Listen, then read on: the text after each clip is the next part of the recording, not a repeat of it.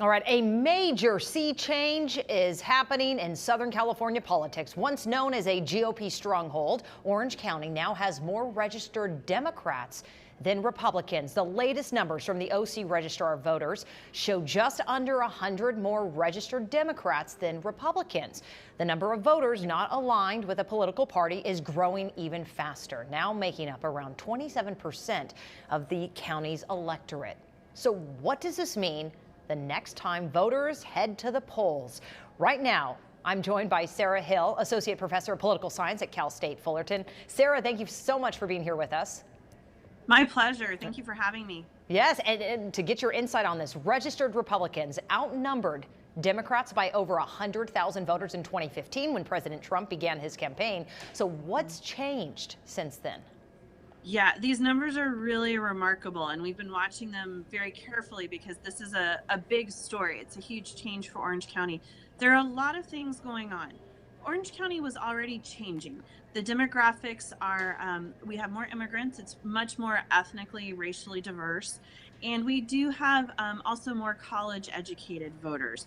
And all of those demographic groups are going to trend Democratic. The other thing that you have happening is more and more voters are also registering for the no party preference. And so that's kind of taking away from both of the parties. That's growing very quickly. So when you add it all up, Democrats were starting to catch up already. They were doing better than they had historically. Then you have President Trump, and he is politically polarizing. And so with that change, it really spurred even greater action. And so you see more people than ever registering for the Democratic Party. The Republican Party, it's kind of like they don't have anywhere to go. They don't have the new voters to go and get. But the Democratic Party has young voters, college educated, these very diverse voters to go after, and they've done a really good job of that.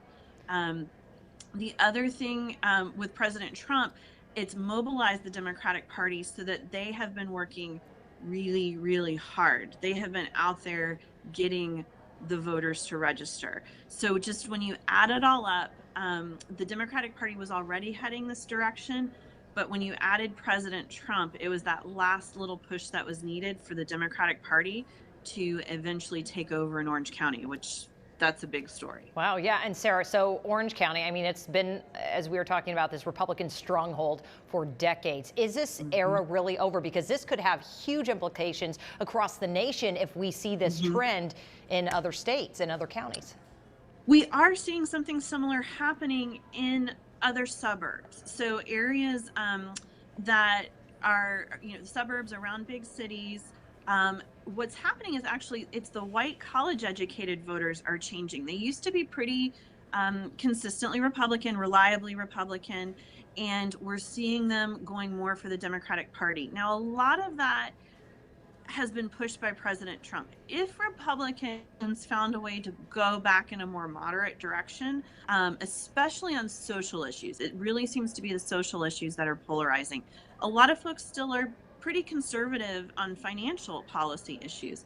I think that Republicans could make a little bit of a comeback, but as long as we have these really polarizing social issues, I think it's a problem for the Republican Party, and we could expect the Democrats to continue to do pretty well in these suburban areas, just like we're seeing in Orange County right now. All right, so tell me, who are the no party preference voters, the ones more likely now to vote? I mean, are they more likely to vote for one party over the other? They're really interesting. So when I teach classes, I look at my students and I say, this is you all. So it tends to be a lot of the younger voters, the new voters, who are disillusioned by the whole system. They don't really like either party. They're not happy. They feel like they're all kind of corrupt and they don't really care about the little guy. And they do, however, at least in California, they tend to vote more often with the Democratic Party. So the fact that the no party preference is so big tends to also help Democrats. Not totally, but they lean Democratic because it's those younger, diverse voters who are disillusioned by the system. They're going to end up most of the time leaning toward Democrats. And they're really interesting to watch, especially in California, because they're such a huge percentage of the voters. Wow, Sarah, this is fascinating. Just like Mhm. you, I know this is something you follow very, very closely and something all candidates are going to be paying very close attention to. Sarah Hill, an associate professor of political science at Cal State Fullerton. Thank you for your time.